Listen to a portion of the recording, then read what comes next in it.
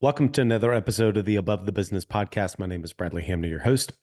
I'm really excited about today's episode. We got Wes Schaeffer, who started the Sales Whisperer in 2006 after 9 years in the Air Force and a decade in sales. Since then, he's written 2 books, published over 700 podcasts. And for me, we've done 375, almost 400 now, but to do 700, wow, that's impressive.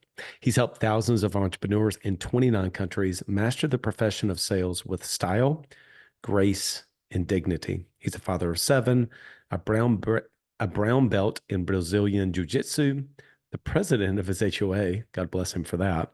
So mow your lawn, sit up straight, and pay attention to what this grandfather of 3 has to say. Without further ado, here's my conversation with Wes Schaeffer. Wes Schaeffer, welcome to the Above the Business podcast. Thanks for having me. Excited to have you. So we'll start with background and origin story. So why don't you take us back and let people know how you got to where you are? I'm not an Alabama fan. Let's just get that clear. Let's go. Get it out in the open. But yeah, I grew up in the South. I joined the Air Force. I went to the Air Force Academy and then stationed all around the world. Met my wife out in California. And after 9 years of a couple of assignments and then civilian world, moved back. When we had our 5th child, we figured, yeah, maybe we want to get back to family and get a little help. And we had 2 more, but I've lived out here in California since 2004 after being stationed here in 94, 95. And I was in high tech for a while, a lot of turmoil in the early 2000s after the dot-com implosion. And I kept investing in myself and found a mentor and started the Sales Whisperer in 2006 and been on my own since 2007 and, helping small, medium businesses sell more at higher margin with less stress and actually have a little fun along the way. Having fun in business. That seems to at times be a novel idea for sure. So, yeah. Why is it a grind, right? You talk to people, oh, it's hard. Oh, I'm busy. I'm like, was that your goal? Did you set out to be a grind, like to go work for a tyrant? Stop doing that. Well, you and I, before we got started, we did talk about a tyrant that we both are on the same side. And so if you didn't pick up the notion, he's a tiger, I'm a tiger. We just happen to be opposite tigers. He's an LSU tiger and I'm an Auburn tiger. So we were happy to have the tyrant in Tuscaloosa out of the helm. But honest to goodness though, Wes, do you think that with building sales organizations and sales teams, that there's a default, like there's actually not fun intentionally placed into the organization? And what are your just general thoughts about the things that people can do to actually try to make it fun while at the same time achieve success? Yeah, I think we have been lied to for generations. We've been lied to about what success is. If you look at social media, success is having a Rolls Royce drive you to your private jet with half-naked women in the Rolls Royce, half-naked women in the jets, fly to a tropical island with more half-naked women. And I don't know what they do, get a laptop and do a little bit of business in a hammock. And it's like, what? Yeah. And so it's crazy. I mean, it was always, hey, earn 6 figures. Hey, become a millionaire. And it's like, what about having a life? I tell people, like, I train jujitsu 6 days a week and they're like, what? Like 2 hours at a time. It's like, that's how I define success. My wife has stayed home for 29 years. We have 7 kids. That's how I define success. So it's, the old adage is if you can get them to ask the wrong questions, it doesn't matter what the truth is. So everybody is asking the wrong questions. How do I scale? How do I get 10 employees? How do I get 100 employees? How do I get to 1 million? How do I get to 10 million? How do I get to 50 million? How do I have offices in London, Chicago, New York, LA? Okay, maybe. how do you sleep well at night without sleeping pills? Hmm. How do you go to sleep without drinking yourself half stupor, every night? How do you stay in shape so you can still, I mean, I trained jujitsu with two of my sons, how can you be 54 years old and still beat up your sons in a good way? Right. I just saw a video of this guy. He races his kids every birthday, like in a sprint, right? So he's always beating them, up to a point. And I remember beating my dad in a race, Hmm. 12, 13 years old. I was tall, lean, quick. My dad, he worked construction, not sprinting. Um, so he could still beat me up, but I was faster. Yeah. So, so like, how do you define success, right? And so I think we know it intuitively, um, when we're doing something wrong, but we don't know what else to do. So we just do it begrudgingly, Hmm. and we grind away. And you see it all the time. Something happens. Maybe it's a health issue, a health scare, maybe a loved one, maybe a grandfather, an uncle, a parent falls ill or drops dead. And they're like, hey, this was a wake up call, and Yeah. it was what they needed to just be shaken out of their grind. And they're like, I got to do something different. Like we're afraid, we're afraid to fail. Like even in jujitsu, guys will do the same moves over and over again. And like the new guys, I'm like, try something different.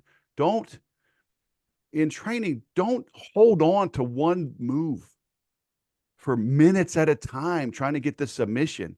If you don't get it in 10 or 15 seconds, transition. We are training. Yes, you did something wrong because that submission didn't work. Okay, we'll break it down later. But your opponent has a say so. Nick Saban may want to run it up the middle and the defense is tough. Okay, he's going to run it outside. He's going to throw the ball. He's not going to just keep running it up the middle, So you got to figure out. And then at halftime, he'll figure out why he can't run up the middle, and then he'll run it up the middle, So you got to be willing to change things up. Um, but we don't take the time to master anything.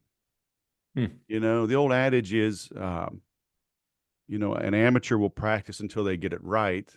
Professional will practice till they can't get it wrong. And we're always joking in jiu-jitsu. When somebody does try some fancy move, we're like, stop doing that TikTok stuff. This ain't YouTube, So it's a catch-22. You got to do what works, but you do have to, Google tells their people spend 20% of your time on a passion project during working hours. I mean, that's how Gmail was invented. It was a passion project.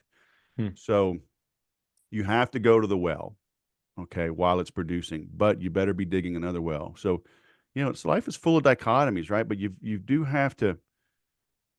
got to be so good at what it is you do that you can then break the rules. When rookies break the rules, it's because they're bored or they just don't know what they're doing and they break them on accident. Hmm. When a master breaks the rules, it's because they know it's the right thing to do. It's time to do that fancy TikTok move because the guy's not expecting it, but you don't get to the top by doing all these fancy moves. You get to the top because you've truly mastered all the basics. But it's boring. You bring up a good point. I would love your perspective on this. When do you know when to pivot and when to persevere? Yeah, it's hard. Um, it's really hard. Are you pivoting because you're scared? Are you pivoting because you're bored? I had one of my mentors told me, and it was a shock because I told him I was bored. I was bored with what I was doing. And, he says, that's when the breakthroughs come. And when I pondered it for a moment, because people, they'll bag on routines. And it's like, we all have routines, you know, uh, I can, and I do, I get up early. So I can brush my teeth, get dressed, calm my hair down a little bit in the dark, right? Everything's in the same place. right? My toothbrush is in the same place. My toothpaste is in the same place. My hand towel is in the same place. Where I keep my clothes in the same place, in the same order. It's not like you rearrange your home. Like you don't leave and pay somebody to come, hey, come change everything up. Mm-hmm. Put my hairbrush in the stove, get my pots and pans, put them in the bathtub. You don't do that. Right. Routines free you up. So our brains are literally wired to keep us alive, and they keep us alive by conserving energy. We conserve energy by connecting the dots. Oh, I've seen this before. I know where this is going. I don't have to pay attention to it because it's not a threat. Save energy. Focus on what's important. Focus on what's a threat.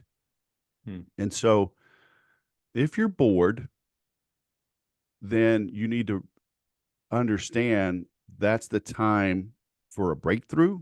If you allow yourself to be bored, we don't allow ourselves to be bored, right? We're on our phones the moment our eyes open to the moment our eyes close. We never have any downtime. So why are you pivoting?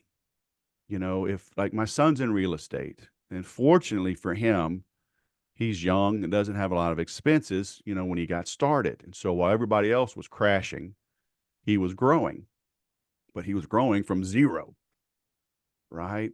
So I've got a couple of clients that are mortgage brokers. They have to pivot. The market changed. Houses went way up, then interest rates went way up simultaneously. There's just less deals being done. So you have no choice. You have to pivot in that case. Okay. Now, it doesn't mean like my mortgage broker clients, it doesn't mean they now go to med school, right?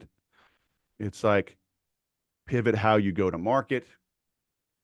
I'm telling them create affiliate offers, add additional revenue streams to augment and supplement what they're doing.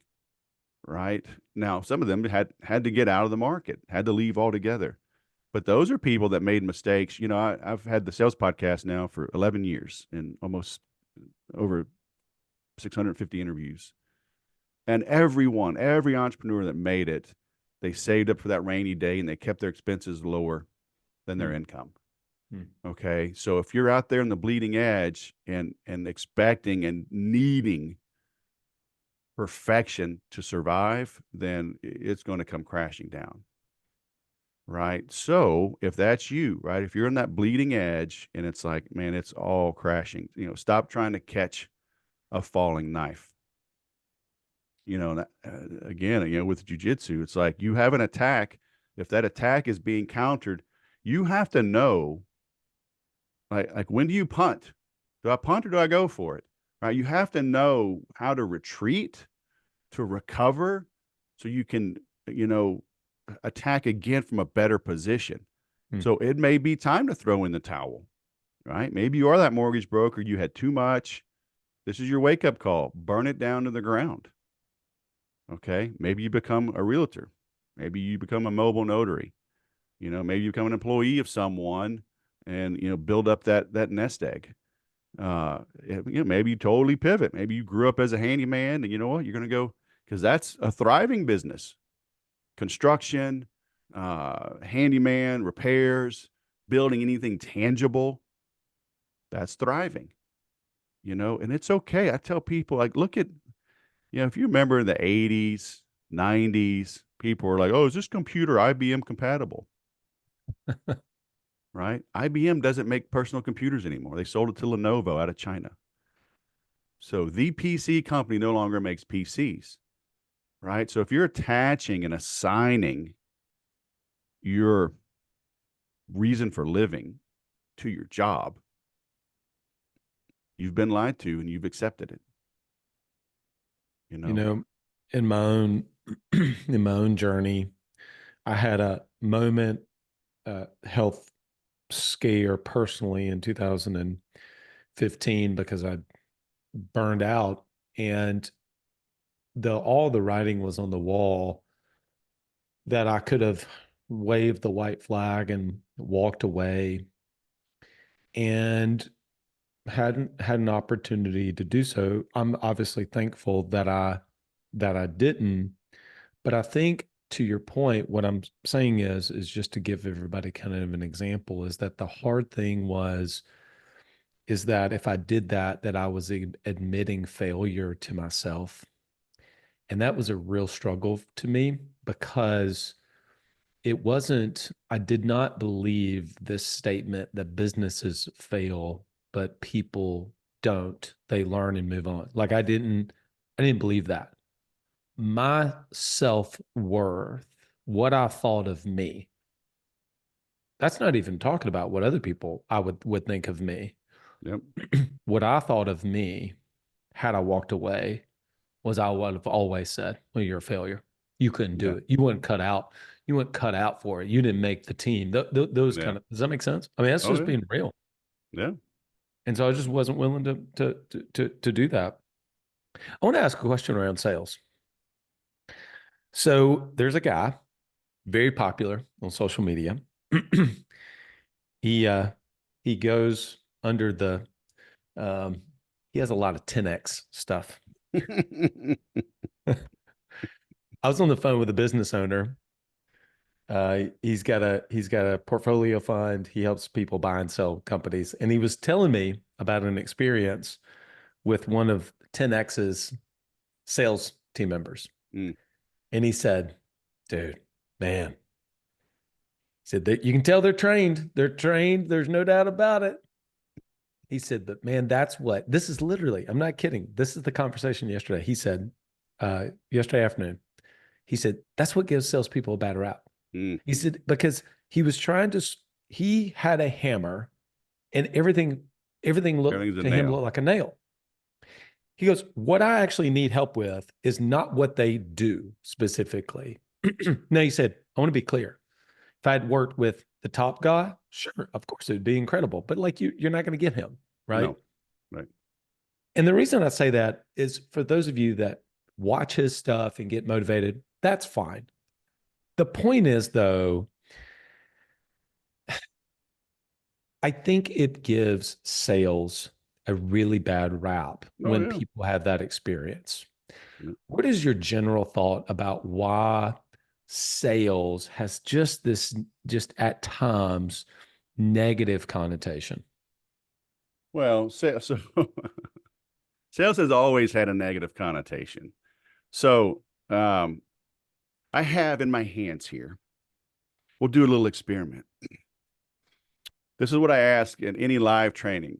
I'll say, give me a word. When I say salesperson, salesman, used car salesman, what adjectives come to mind? So give me like the first thing that pops in your brain. Sleazy, Sleazy. Okay, anything else? unethical, Well, give me one uh, more. unethical, sleazy, pushy.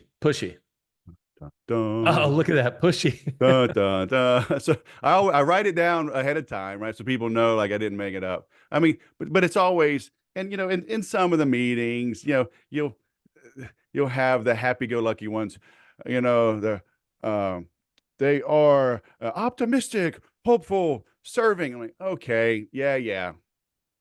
What does your neighbor think about salespeople? Oh, pushy jerks. Okay, so that's the demeanor because it goes back. They say sales is the second oldest profession, and I say sales is the oldest profession because even on the what they thought was the oldest profession, they had to come to terms and and negotiate the price and services to be rendered. So the sale was made first. Hmm. Uh, but it's easy to get into sales. There's no degree, there's no certification, right? So you can jump into it on purpose, you can fall into it on accident, by force. And okay, and because there's no bar. You're in. Inexperienced people, led by uh, really unethical people, um, get desperate and do desperate things, and then everybody they think that's what sales is all about. But it's like the old joke. We love to pick on attorneys, but when something goes wrong, you're super happy to find a good attorney. Mm. And so when you run across a professional, you're like, man, it was so easy doing business with you. I mean, to this day, and I had to go back and look, it was at least 8 years ago. I met a used car salesman here locally, works for BMW. And I've bought 2 or 3 cars from him and referred 2 or 3 more people to him. And he was a professional. Mm-hmm. Right. And so, but people, because it's easy to get into sales, people don't treat it like a profession. And so they just meander, and we're lazy, right? People are like water. We seek the path of least resistance. Entropy is real, right? The universe tends towards disorder and just a static nothingness. So you've got to be disciplined and motivated to go against the grain, to push that rock uphill. And because most people aren't, and they get desperate. It's the end of the month, end of the quarter. Hey man, what's it going to take to get this deal done? You know what? How about if I throw in this, throw in that? Come on, man. We're having a promotion. Hey, it's the end of the month. I really need this deal. And they turn into beggars. Hmm. And so it's human nature. So then everybody thinks that's what selling is, and it's like that is not what selling. That's not what professional selling is. And so if you treat it like a profession, if you understand, Zig Ziglar was right. You can get whatever you want if you help enough people get what they want. Selling is all about finding a need and filling it. It's not about overcoming objections. It's not about closing. You got to get 5 no's. When they say no, that's when the sale begins. It's like, maybe not.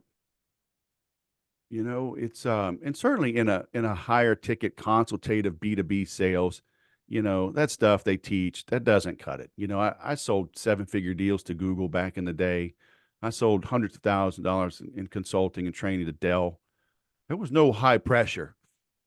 you know, Yeah. there was no alternative choice tie down closes. It's a different thing. And even now, these guys doing that stuff, man, it looks good on the TikTok, but people will cancel orders. They will do chargebacks. They will go online and they will light you up. The last thing you want to do is get sideways with my wife.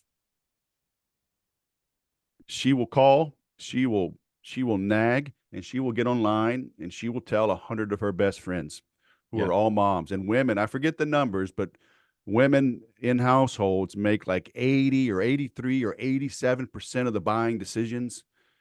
So if you're a high pressure person, belittling people, man, you are not going to live long in your career. Hmm. So tread carefully. So I would love to know,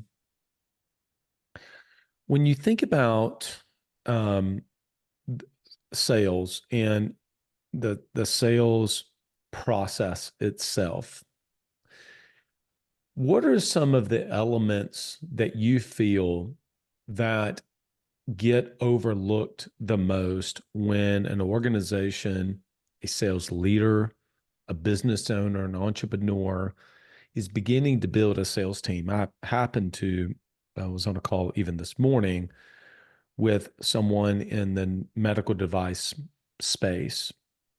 They are about to bring a new product to market, and he's going to be onboarding in the next few months 21, I think, nationwide sales reps, right? And so he's thinking about what does that look like to onboard them, et cetera, but then also to quote, get them up to speed, right? And so if you were working with someone like that, what are some of the elements that most people would be like, okay, well, we need to put this in place and we need to put this in place. Sure.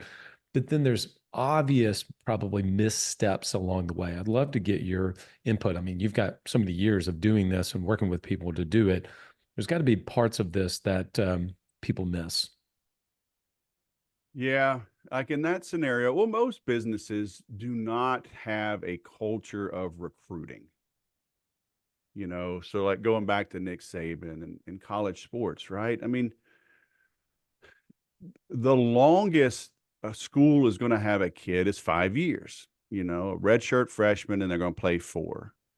The reality is the top talent leaves after 2 or 3 years. Hmm. and the top talent doesn't even redshirt. So they're going to get 2 to 3 years out of these top kids, and then they're gone.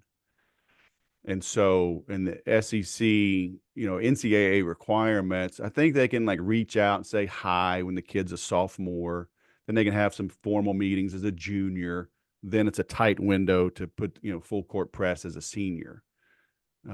So these schools, it may be if you have a 5th-year senior, that kid was identified 8 years before that, potentially.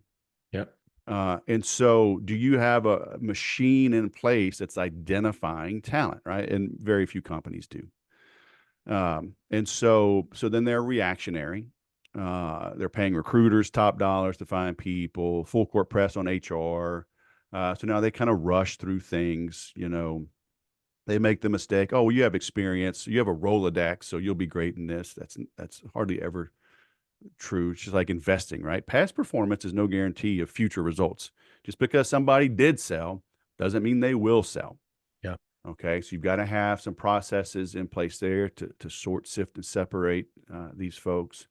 And then very few companies have sales training. They have product training. Hey, here's our new gizmo. Look, it's got this screen and all these cameras and infrared distance, and you can put a case on it. And you can silence it. It starts at $9.99, goes up to $15.99. Go get them. Who buys this thing? People buy these things. Oh, wow. Can we narrow that down? And I tell people all the time, give me half a day of training and I can sell anything. I can at least get started. Okay. Yes, this medical equipment, you get their top salesperson, they're going to beat me because they're top for a reason. But I can pick up the phone with, and I sold tech into the healthcare space for years. And when you understand the value proposition and who that resonates with. So in my case, I was selling to CIOs and IT directors in hospitals. And I knew the value proposition. And every single individual in those positions had the pain that I addressed. Period. Because we solved a unique problem. And so now it was a matter of, was it a priority to them? Because we all have limited bandwidth. I'm HOA president, right? This morning I had to drive over to the clubhouse because I'm literally firing every vendor we have. Everybody's taking advantage of us. The pool company, the cleaning company just got caught in a lie. Just put the alarm company, 20-year alarm company, 20-year cleaning company. They're on 30-day notice. 20-year alarm company, they're being fired. They're already being replaced. Everybody's taking advantage of us. Yeah. Okay. But I have limited bandwidth. I'm like, okay, I can't take on any more side projects right now. Like, yes, thanks for the call. Yes, I know it's important, but I'm at 101%. I just got to hang up right now. I'm sorry. So that happens, right? So, but the person didn't say no. They didn't say you're off your rocker. Why are you contacting me? They're like, I'm just swamped right now. Okay. So if you understand the pain, really enter, David Ogilvy, we must enter the conversation going on in the mind of the prospect. Okay. So, but very few do that. Here's our Gartner quadrant, whatever, all this stuff that does not matter. So like, hey, Mr. CIO, do you have a problem with cleanliness in the operating room?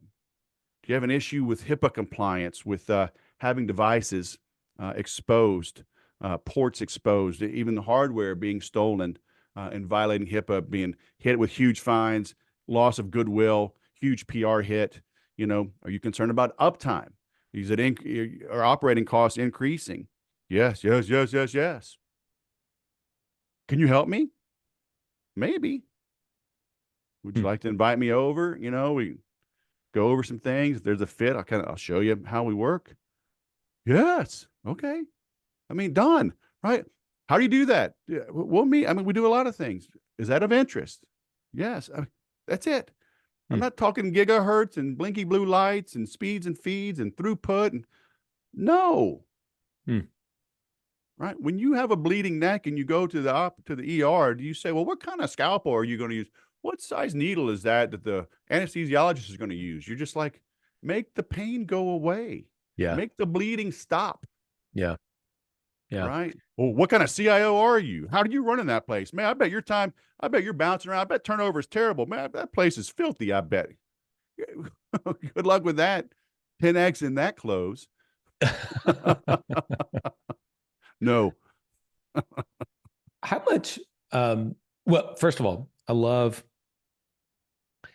it was a huge insight for me when I first heard, don't know where I heard it from, but to your point, the difference of product training and prospect training.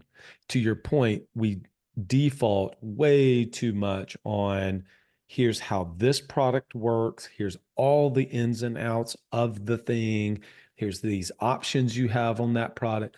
Yep. Okay, clearly, of course, they need to know, a salesperson needs to know how the actual product works, the ins and outs, what are they getting, how do they Yes. switch over?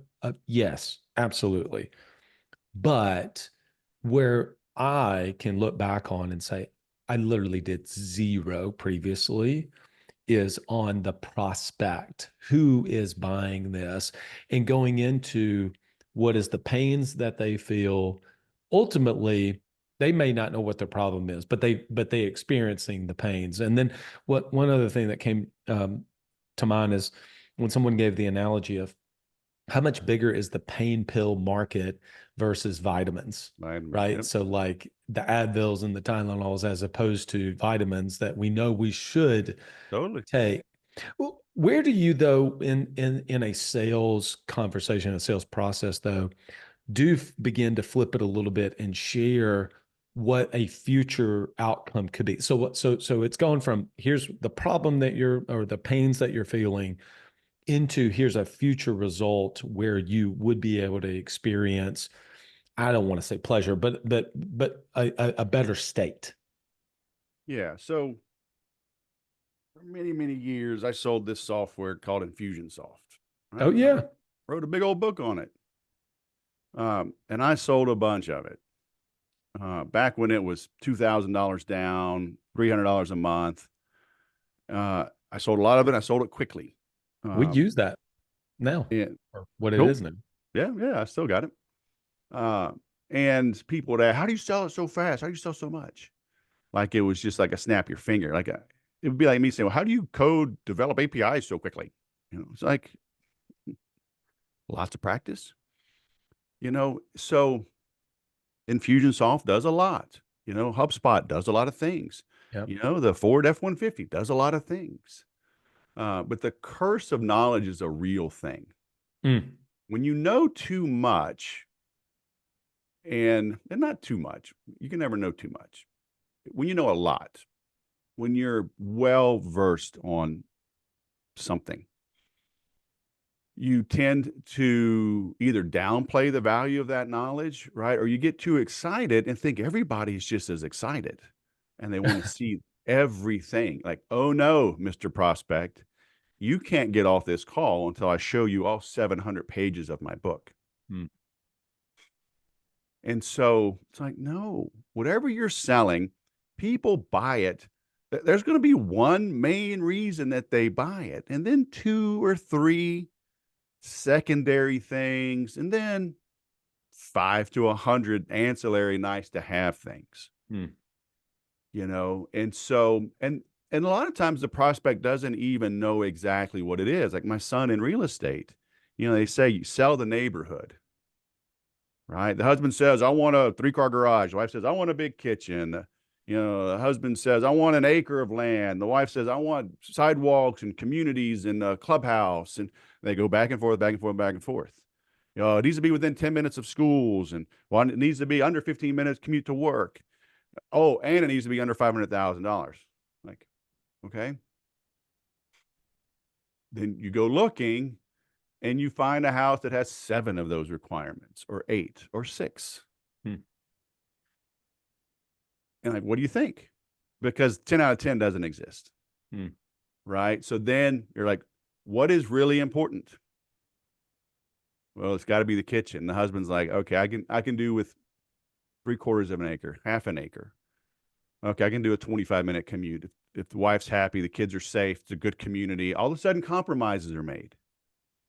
Right? Because when they're finally faced with making a decision, they're like, okay, this is what's really important.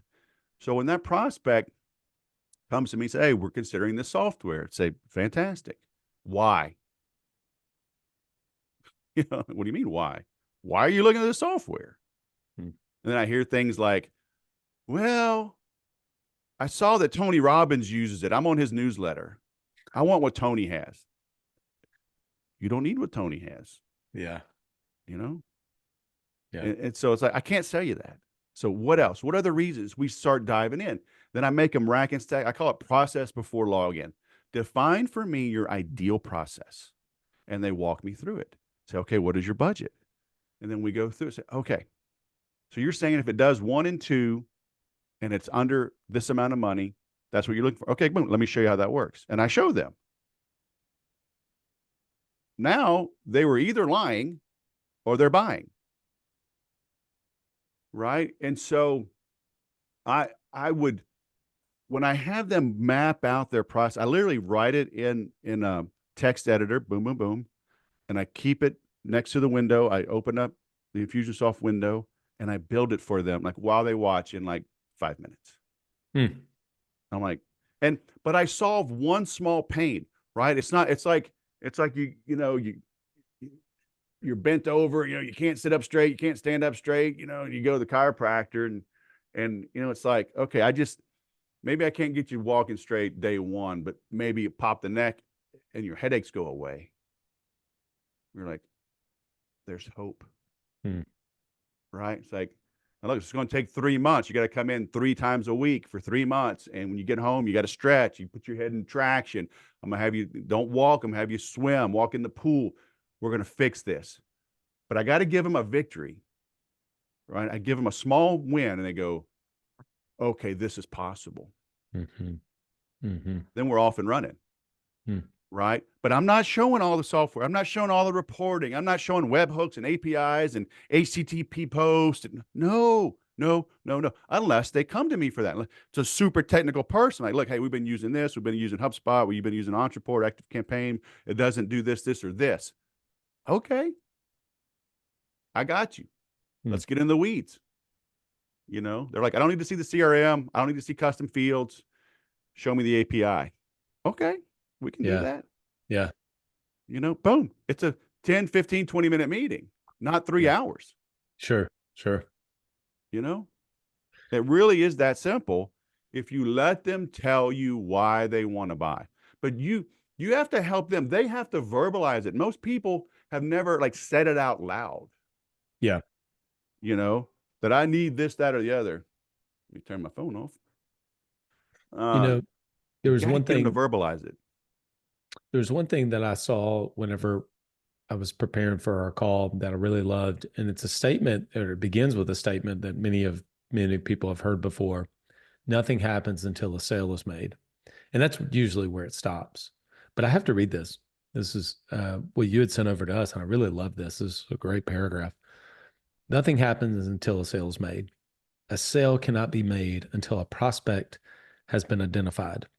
A prospect cannot be identified until a business owner informs the marketplace that they are in business with a valuable offering. I think that's such a great addition to something that we've heard before. Nothing happens until a sale is made, which I fundamentally do believe, but it's all of the other steps. It's the sequencing and the lining up of all of that to be able to make that happen.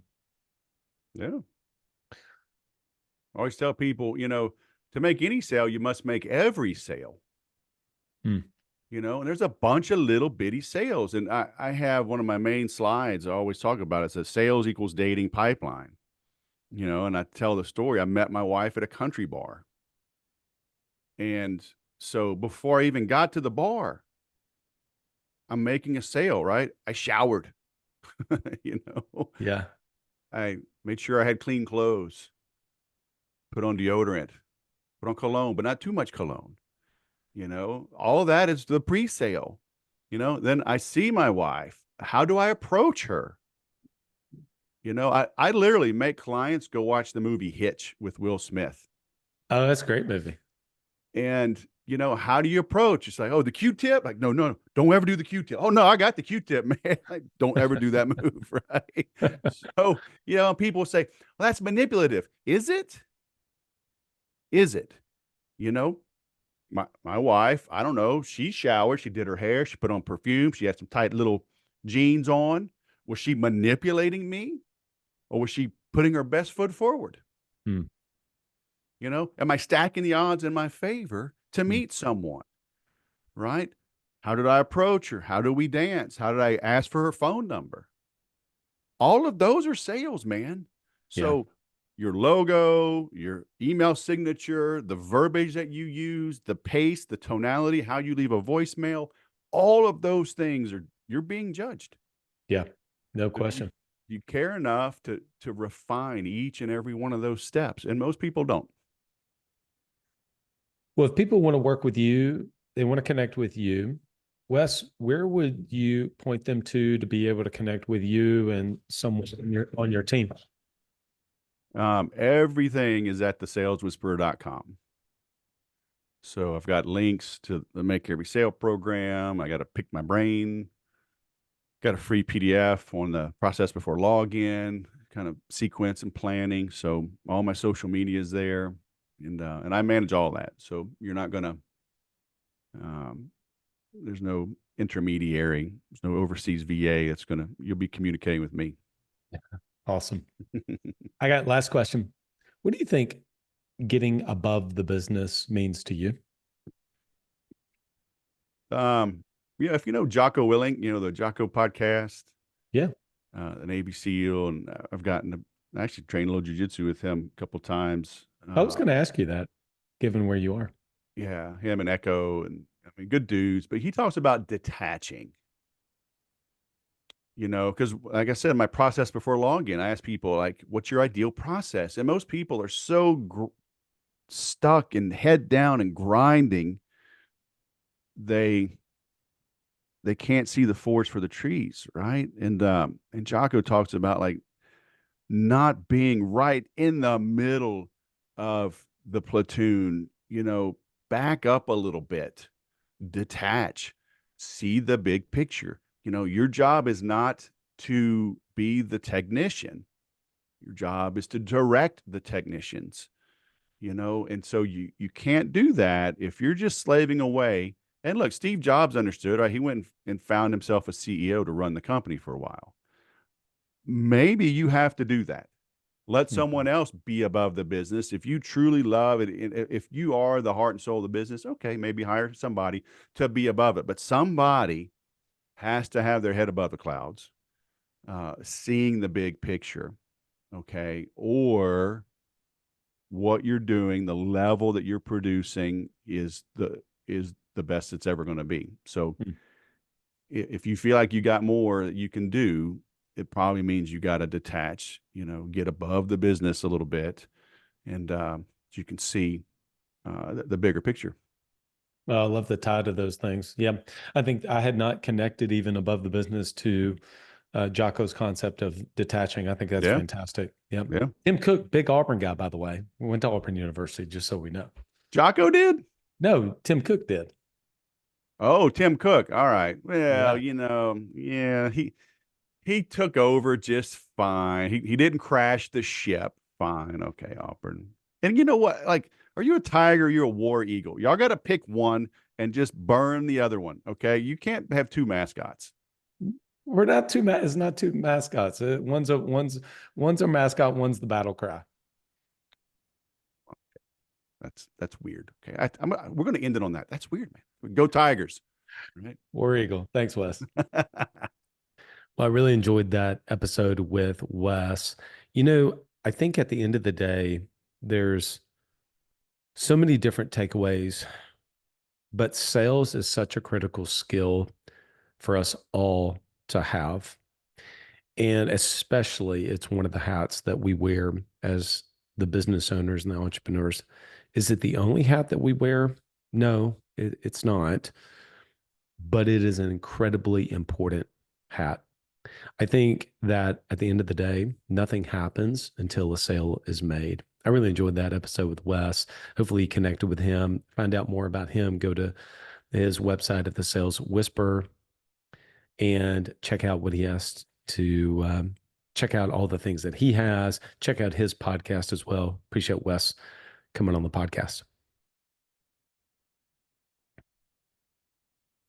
As always, shout out to our podcast sponsors, Autopilot Recruiting, Coach P Consulting, Club Capital, and Today App Pro.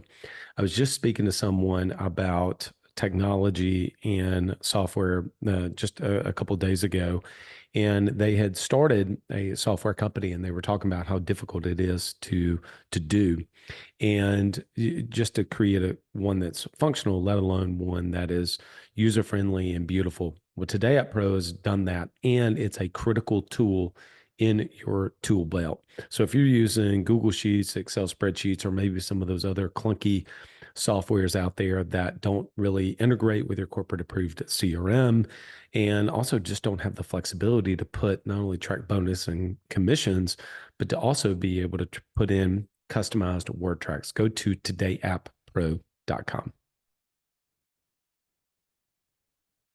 In one of my programs, Boardroom, I was talking to a business owner the last few weeks.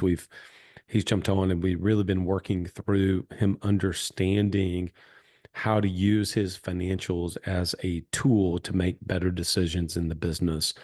You've heard me say that quite a bit, but if you haven't ever spoke with someone at Club Capital, I urge you to do that. And the reason is because it can be intimidating at the beginning whenever you don't know how to read financial statements, and even why you should learn to read financial statements. But similarly with, the hat of sales, having the hat of understanding how to utilize your financials is critical to be a successful and strong business owner and really build a business that simply works. In my opinion, works like a well-oiled machine. It's one of those critical skills, and they can give you access to the tools that you need. Go to club.capital. I believe that the most finite asset in the business, in any business, is the owner's time. It's the most valuable and the most important. Here's why. The reason why is because you only have so much time. Second to that is the asset of your team. I've heard, and I said for a long time, that your team is the most important asset. But first, it starts with you, who you bring on, who you hire, etc. So therefore, you are the tip of the spear. And that doesn't mean that we're special snowflakes by no stretch of the imagination, but everything is downstream from us leading ourselves first. But also, second to that, the most important asset that we have, and one of the most precious resources, is our team, and who we decide to hire, who we decide to fire, bringing on true A players. Two of our podcast sponsors you've heard me talk about for years can do an incredible job, best in class, to help you to be able to attract, develop, and retain A players in your business. Go to autopilotrecruiting.com, talk to somebody on Alex's team, and also reach out to David. Go to coachpconsulting.com, see how they can help you in training and coaching and developing your team once you get them on board. Autopilotrecruiting.com and coachpconsulting.com. All right, everyone. Till next episode, lead well.